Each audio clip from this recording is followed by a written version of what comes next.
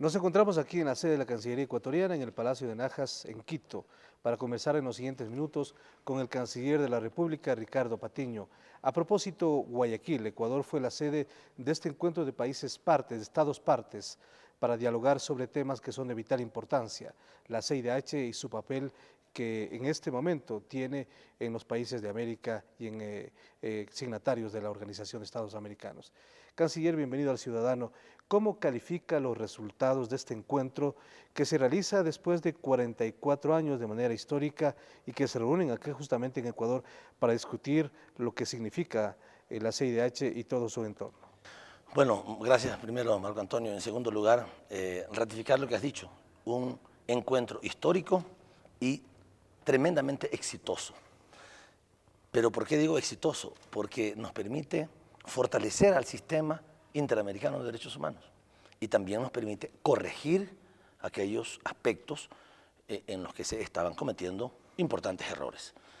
De tal manera que lo histórico, porque los estados que hemos ratificado esa convención, que es tan importante, en donde se rescatan, se destacan adicionalmente los derechos humanos y se plantea que hay que luchar por protegerlos, el derecho a la vida, a la integridad personal, el derecho a la libertad, el derecho al debido proceso, el derecho a la niñez, el derecho los derechos económicos, los derechos colectivos, digamos, los económicos, sociales, culturales, que están plasmados en esa convención. Los países signatarios y que hemos ratificado esa convención, necesitamos que se fortalezca ese sistema. Y por esta razón hemos estado trabajando tan intensamente, por instrucciones claras del presidente de la República, pero también por una convicción propia nuestra y de los otros países de que tenemos que fortalecer el sistema. Y con esto hacer una aclaración. Hay algunos medios de comunicación que no se cansan de mentir y de decir lo que no es. Plantean que no ha habido ningún tipo de resoluciones ni tampoco acuerdos significativos. Bueno, pero eso que es mentira. Pero adicionalmente, ¿cuál es la intención que ellos se inventan de nosotros? Que nosotros queremos limitar el funcionamiento, que queremos destruir al sistema de derechos humanos porque le tenemos miedo. Todo lo contrario. ¿Qué gobierno ha hecho tanto por los derechos humanos y, por supuesto, en proteger los derechos humanos de las personas? Ni que comparar con las décadas del neoliberalismo y peor, por supuesto, de la dictadura, en donde los derechos humanos eran un trapo, un trapeador.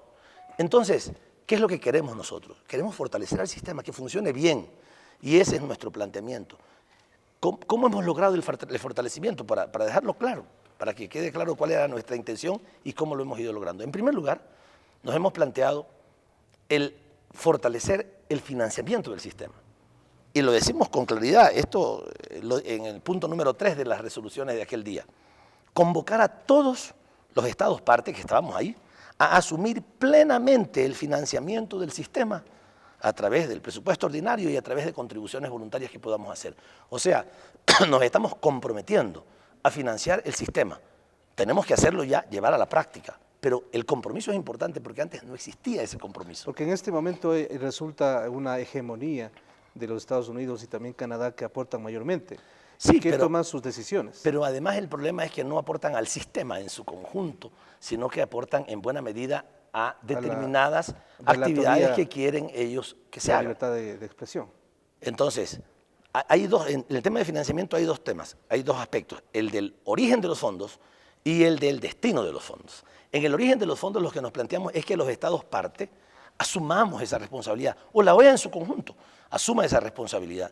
Y nos planteamos allí una propuesta porque nosotros no podemos decidir plenamente esta reunión, vamos a llevarla estos planteamientos vamos a llevarlos el 22 de marzo a Washington. Lo que planteamos ahí es que quienes quieren aportar al sistema de los derechos humanos, que aporten. ¿No hay limitaciones en este sentido? Sí, hay una restricción. ¿Cuál? Que no sean direccionados. Ya. O sea, que no se aporte para este trabajito, porque a veces esos trabajitos están dirigidos contra determinados países y eso es lo que no nos gusta. Entonces todas las comisiones o relatorías deben tener el mismo financiamiento, el mismo recurso, el mismo porcentaje. Bueno, no con exactitud, pero lo que nos hemos planteado aquí, el principio general es que todos los derechos tienen el mismo valor. Ya. Y por tanto, no puede haber, y aquí ya hablamos no solamente del fortalecimiento, Marco Antonio, sino que también hablamos de la corrección. ¿Qué ha pasado en los últimos tiempos? Desde 1998 que se creó la Relatoría Especial para defender el derecho a la libertad de expresión. Resulta que esa relatoría como consecuencia de los intereses de determinados países o de determinados ONGs o de determinados medios de comunicación, ha ido teniendo cada vez más financiamiento.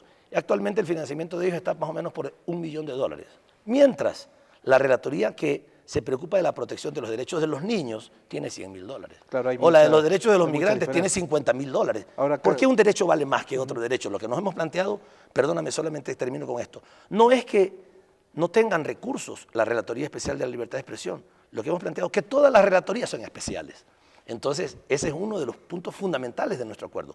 Todas sean especiales. Entonces, estas que eran de segunda clase, ahora pasan a ser también especiales. Y los niños, las mujeres, las personas privadas de la libertad, los migrantes, las personas discriminadas por razones raciales, étnicas, etcétera, todas esas relatorías ahora, con esta decisión, si logramos aprobarla en la OEA, ese es otro camino que hay que dar.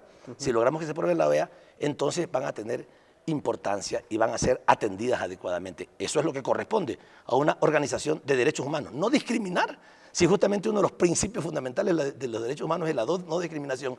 Resulta que institucionalmente estaban discriminados unos derechos que son importantísimos con respecto a otros derechos. Otro tema fundamental tiene que ver con las medidas cautelares y este ha sido también un punto importante que la prensa ecuatoriana, cierta prensa ecuatoriana, ha reconocido como que Ecuador no logró lo que debía haberlo hecho, es decir, que la Comisión no asuma las medidas cautelares, sino solamente la Corte, como el mismo presidente de la República lo ha dicho. A ver, lo que pasa es que, y esto hay que decirlo con claridad, todos estos puntos que hemos hablado, el tema del financiamiento, el tema de la discriminación de los derechos, el tema de la sede, el tema de los informes, el tema de la promoción, en todos estos puntos, las propuestas que el Ecuador tenía, y que no solo el Ecuador, muchos otros países, estamos ahí, 18 países representados, fueron acordadas, todos, con excepción del tema de las medidas cautelares, porque en eso efectivamente no había acuerdo. Hay mucha diferencia. Pero no es que el Ecuador tenía el objetivo de conseguir eso, no. Nosotros teníamos una serie de planteamientos y nosotros no somos los dueños ni de la Convención ni los dueños de la OEA. Nosotros llevamos propuestas, como los otros países llevan propuestas, y logramos los acuerdos. En el caso de las medidas cautelares, debo decirte algo con claridad. No hubo un solo país. Esto lo hicimos en una reunión interna, digamos, ¿no? Porque era muy difícil tratar esto y conseguir resultados ahí con todo el público. Y teníamos que tratar de ser más directos en la reunión, en esta reunión que tuvimos a la hora del almuerzo. Planteamos la posición ecuatoriana, lo plantearon Nicaragua, lo planteó cada uno de los países, Honduras, etc. Y algunos países dijeron, o mejor dicho, todos dijeron que estaban de acuerdo en que esas medidas cautelares que solicita, porque no puede dictar, solicita la Comisión Interamericana de Derechos Humanos es ilegal. Todos coincidimos en eso. Nosotros, el Ecuador considera que siendo ilegal, o sea, no teniendo base jurídica, nosotros simplemente no las aceptamos porque no hay una base jurídica. Es como que la CIDH diga, le pedimos al gobierno del Ecuador que declare toque de queda los días viernes de noche. Lo dice la CIDH, está bien que lo diga, pero no tiene facultad para que nosotros tomemos una decisión de esa naturaleza, ni ninguna otra. Solo las que están en la Constitución de la CIDH, que es la Convención. Y son dos cosas, la Convención y el Estatuto. Es decir, la Convención hace referencia a lo global, el Estatuto ya a su funcionamiento, y el reglamento a la operatividad directa. Entonces coincidimos todos los países que esas medidas cautelares no tienen fundamento jurídico. Sin embargo, algunos países, y nosotros les entendemos perfectamente, dicen, pero en muchos casos esas medidas cautelares que han sido solicitadas por la CIDH han permitido salvar vidas en nuestros países. Por eso nosotros no nos oponemos a que las dicten. Lo entendemos perfectamente. O sea, sí, lo entendemos que algunos países digan que ellos no se oponen a que la CIDH dicte o solicite medidas cautelares, pero por supuesto ellos también respetaron nuestro criterio de que nosotros no aceptamos que soliciten esas medidas cautelares porque simplemente no tienen fundamento jurídico. Entonces, como no había acuerdo respecto a, como en estos otros temas que logramos un acuerdo completo, dijimos, bueno, sobre esto no nos pronunciemos, sigámoslo conversando en adelante, en los temas que tenemos que seguir conversando en la OEA y en nuestras reuniones, pero sobre esto pues no había acuerdo, simplemente Ahora, eso es todo. en torno al cambio de sede, y Argentina en particular, la presidenta anunció que efectivamente no había solicitado aún que Argentina sea sede Sí. de la comisión.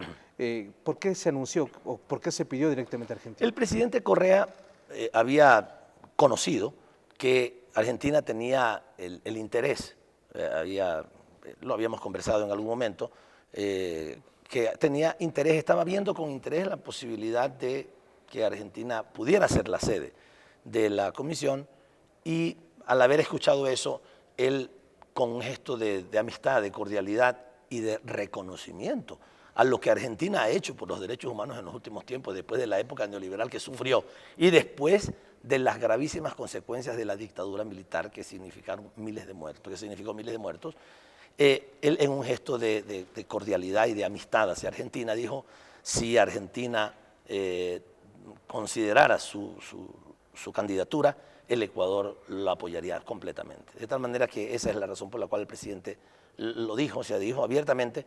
No decía solamente aceptaríamos a Argentina, dijo cualquier país sede.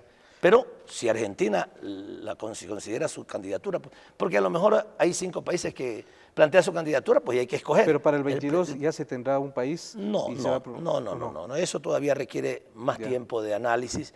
En primer lugar, para lograr una coincidencia del conjunto de países, porque son 34 países y aquí estuvimos 18.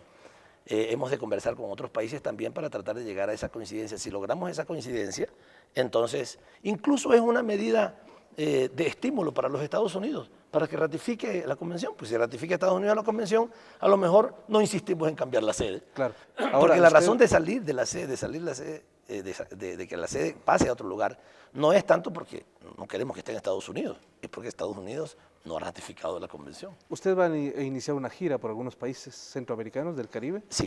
En los próximos días, ¿cuál es el objetivo y por qué países? El objetivo es hacer conocer esta declaración, estas decisiones que hemos tomado entre los 18 países, porque hay algunos otros países que también son estados parte y no pudieron venir.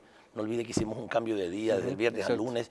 Algunos cancilleres ya tenían en su agenda ocupada. Entonces, para hacerle conocer a ellos las decisiones y tratar de que también haya coincidencia de su parte para la reunión del 22.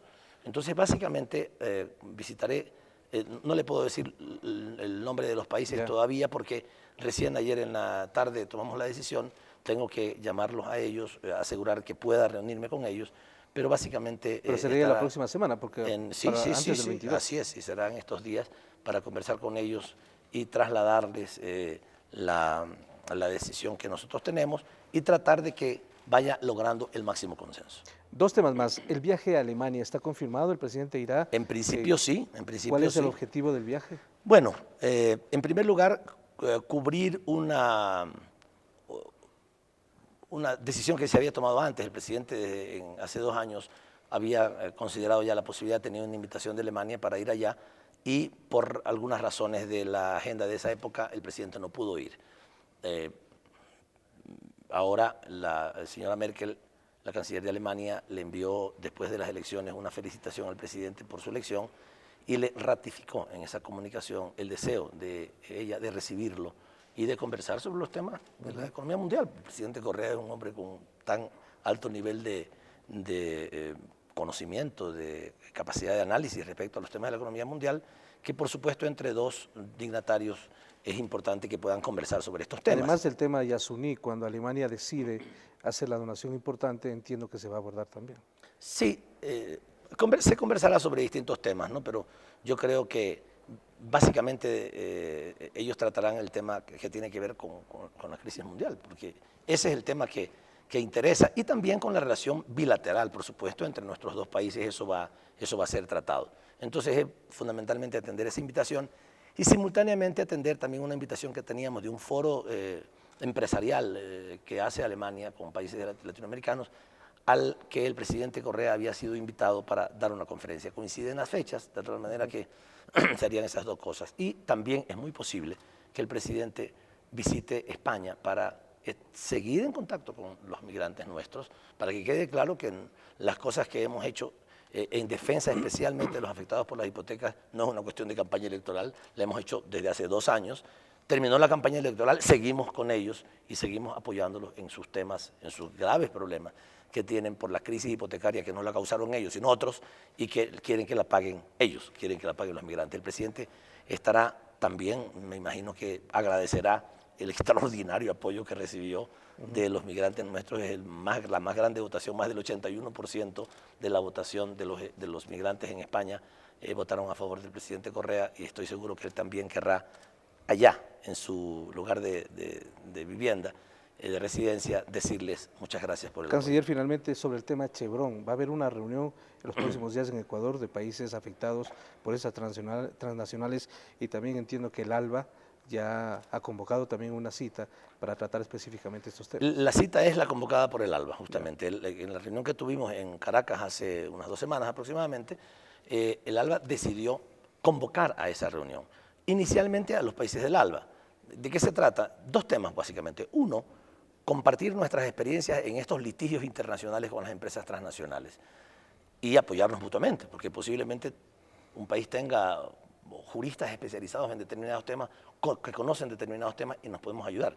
Venezuela ofreció, el actual presidente encargado, cuando era vicepresidente, ofreció todo el apoyo jurídico que tiene Venezuela, lo cual es muy importante porque Venezuela tiene una enorme experiencia en estos asuntos. Ese es un tema. Y el otro es también cruzarnos experiencias entre los países del sur, por ahora entre estos 3 que somos los primeros que compartimos y confirmamos venir, nuestras experiencias en negociaciones, ya no en litigios, en negociaciones acerca de nuestros recursos naturales.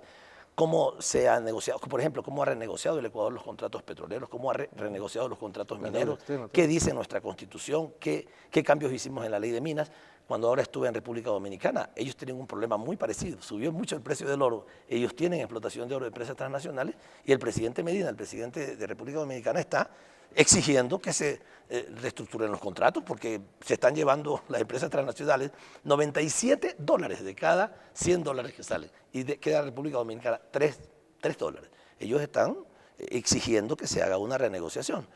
Es posible que República Dominicana también asista a esta reunión, todavía no nos lo ha confirmado, pero cuando hemos dicho países del sur, estamos dejando abierto para que otros países también puedan venir. Por ahora, los 3 países del ALBA interesados, o sea, a lo mejor República Dominicana acepta nuestra invitación a buena hora, y si algunos otros países también del sur están interesados, esto va a ser muy importante para la defensa de nuestros recursos naturales y de la calidad de vida de los habitantes de nuestros países. Canciller, muy gentil, en la prensa ha salido que el presidente viaja a Venezuela el día viernes. No, conozco que no está previsto que viaje a Venezuela, posiblemente hay algún error en la información de las noticias. Muy amable por recibirnos aquí. Gracias a ti. Muchas gracias al canciller Ricardo Patiño. Hemos hablado sobre los resultados de este encuentro histórico que se dio en Guayaquil respecto a la necesidad de dialogar sobre el sistema interamericano de los derechos humanos y otros temas que son de fundamental importancia para el Ecuador, sobre todo con su mira hacia el exterior. Hacemos una pausa, este es El Ciudadano, enseguida regresamos.